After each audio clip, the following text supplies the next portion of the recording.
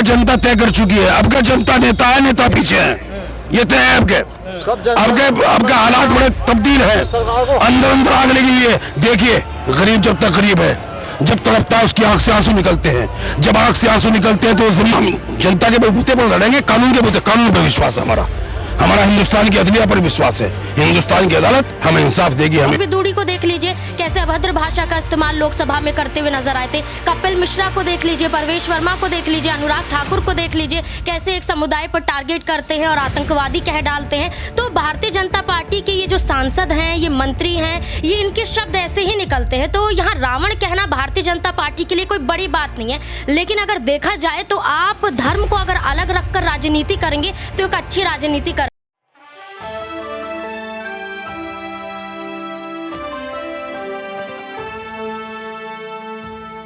2024 के चुनाव के पहले लगातार पार्टियां एक दूसरे को घेरती हुई नजर आ रही हैं। ये कहा जा रहा है कि यहां पर इंडिया वर्सेस एनडीए का जो चुनाव है वो कहीं ना कहीं दिलचस्प होने वाला है, क्योंकि यह चुनाव अब एक क्रिकेट मैच की तरह हो चुका है, दो गुटों का। तो हम जनता से जानते हैं कि आखिर वह क्या सोचते हैं इस चुनाव को लेकर। तो यहां पर पता चलता है कि जनता सिर्फ इन मुद्दों पर काम करवाना चाहती है, वो है रोटी कपड़ा मकान। यानी कि जनता चाहती है कि सरकार अगर रोटी कपड़ा मकान भी दे रही है तो बहुत कुछ दिया है। लेकिन सवाल ये उठता है कि क्या यह काफ़ी है। सवाल ये उठता है कि आखिर क्यों राहुल गांधी को लोग पसंद नहीं करते हैं, और अगर राहुल गांधी को पसंद कर भी रहे हैं तो भाजपा सरकार ने राहुल गांधी को रावण क्यों बोल दिया। यानी कि आप देख सकते हैं कि विशुद्ध राजनीति में इतना सब कुछ देखने को मिल रहा है जिससे लोकतांत्रिक मूल्यों का हनन देखने को भी मिल रहा है। नमस्कार, आपके साथ मैं हूं ऋतिक सविता। स्वागत है आपका नेक्स्ट 9 न्यूज पॉलिटिकल बाइट में। नाजमीन हमारे साथ मौजूद है, उनसे जानने का प्रयास करेंगे कि 2024 का चुनाव वह कैसे देखती हैं। आपका बहुत बहुत स्वागत है नाजमीन। शुक्रिया। 2024 का चुनाव नजदीक है, आपको क्या लगता है कि राहुल गांधी से भाजपा को डर है? क्या राहुल गांधी यहाँ पर भाजपा सरकार को जो है चुनौती दे पाएंगे?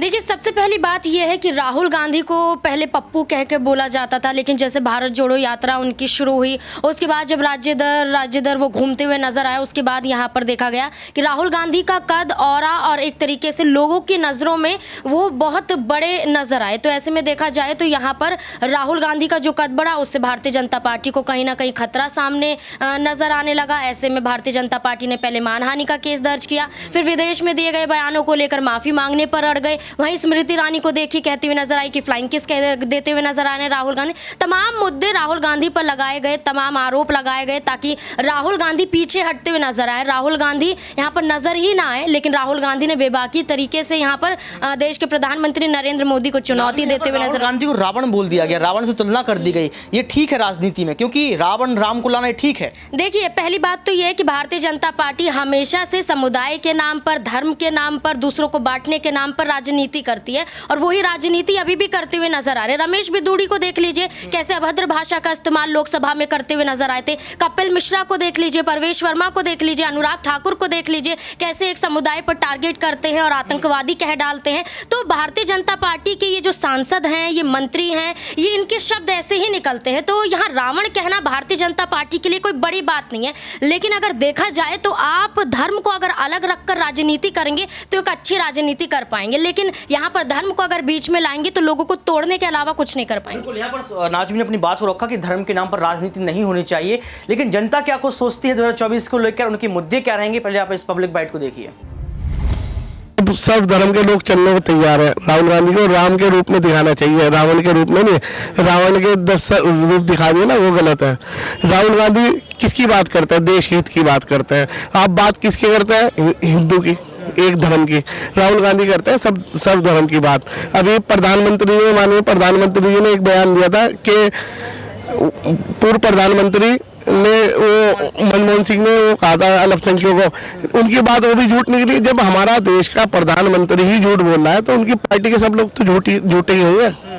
राहुल गांधी आधुनिक सोच के बारे में सोच रहा है। वो लोगों से मिल रहा है, गरीबों से, कूलियों से मिल रहे हैं, वो लकड़ी वालों से मिल रहे हैं, वो हर उस व्यक्ति से मिल रहे हैं जो निचले पायदान पर है। जब निचले पायदान के लोग से मिलेंगे जब तो आदमी को पता लगेगा कि देश के अंदर किस चीज़ की जरूरत है। सर, आपका नाम क्या है? मेरा नाम अजमत अली है। सर, आप कैसे देखते हैं यहाँ पर रावण से तुलना कर देना, हिंसा फैलाने की मामले में जो है आगे रख देना कि हिंसा फैलाती है कांग्रेस पार्टी, इंडिया अलायंस? देखिए, ये जो हमारे प्रधानमंत्री जी हैं और जो पूरी बीजेपी है, ये एक सांप्रदायिक पार्टी है। और ये लोगों को लड़ाकर अंग्रेजों वाला डिवाइड एंड रूल करना चाहते हैं कि राहुल गांधी जी हमेशा मोहब्बत की बात करते हैं, मोहब्बत की दुकान चलाने की बात करते हैं कि मोहब्बत से ही देश चलेगा।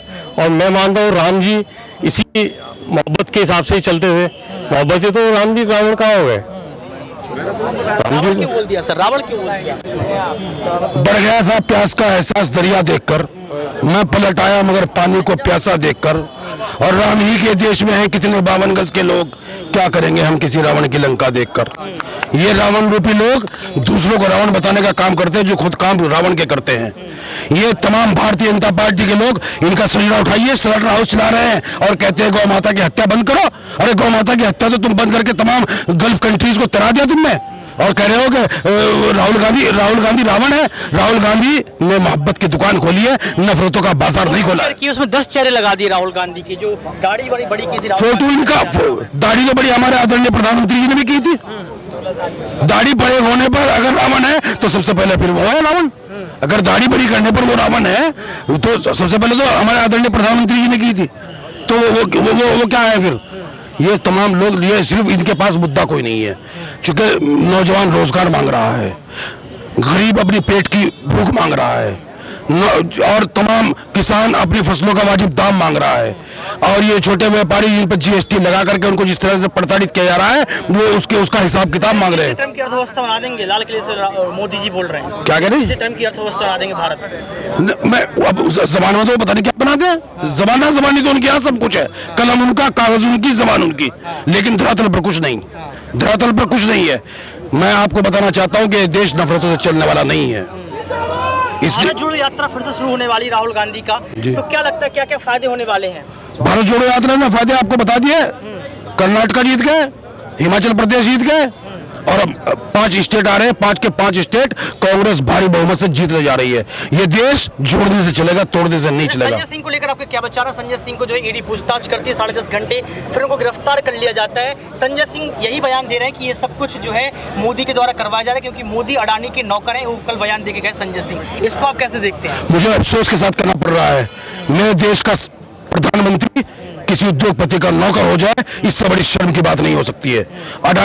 अडानी के प्लेन में आप सफर करेंगे, अडानी के प्लेन में बैठ करके आएंगे, प्रधानमंत्री की शपथ लेंगे, तो नौकरी तो करनी पड़ेगी अडानी जी की, क्योंकि उनको मुनाफा दिया जा रहा है। 9 लाख करोड़ रुपए माफ किए जा रहे हैं, किसान मर रहा है, भूखों मर रहा है, उसका 1 रुपया माफ नहीं हो रहा है। और जो संजय सिंह जी, अकेले संजय सिंह की नहीं, देखना आप किस किस की बारी है। इनके पास वो हथियार है, चाहे सीबीआई हो, चाहे आईटी हो, चाहे ईडी हो, तमाम इनके पास वो हथियार है, उनको इस्तेमाल करेंगे। लेकिन अब के हिंदुस्तान के लोगों ने भी ठान लिया है कि मर जाएंगे, लेकिन मोदी जी को किसी भी कीमत पर इस पाकीज़ा कुर्सी पर दूसरी बार नहीं बैठने देंगे। संजय सिंह जैसे बड़े नेता जेल में जा रहे हैं, नेताओं की कमी नहीं पड़ जाएगी? आपको लगता नहीं कि ऐसे नेता जो बड़े चेहरा जो अडानी के मामले को लेकर संसद में पहुंच जाते हैं, आवाज उठाते हैं, उनको जेल में डाला जा रहा है? देखिए, इतिहास गवाह है, आंदोलनों से ही नेता पैदा होते हैं, आंदोलनों से ही नेता पैदा होते हैं। तमाम नेताओं को जेल में डालते हैं, हमें सबको जेल में डाल दे। इसकी हिंदुस्तान की आवाम अब ये ठान चुकी है, एक एक आदमी नेता बनेगा। 100 करोड़ का घोटाला किया है आम आदमी पार्टी ने, जो इंडिया एलायंस का हिस्सा। मैं ये कह रहा हूं कि अजय शाह की 16,000 गुना संपत्ति बढ़ गई। अजय शाह पर बैट बल्ला पकड़ना भी नहीं आता, बीसीसीआई का चेयरमैन बना दिया।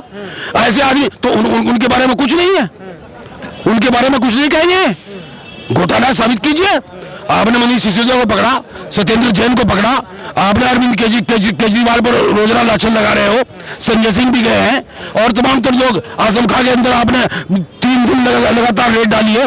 आपको अपोजिशन का खात्मा करना है, इस लोकतंत्र की हत्या आप करना चाह रहे हैं। और 6 महीने में मुझे अफसोस होता है कि यहाँ पर G20 का शिखर सम्मेलन हुआ, लेकिन विदेश के किसी मेहमान को भी आप लोगों से रूबरू नहीं होने दिया। और आप लोगों से भी कहना चाहता हूँ कि आप इस लोकतंत्र का चौथा स्तंभ हो, खुदा के वास्ते खुद।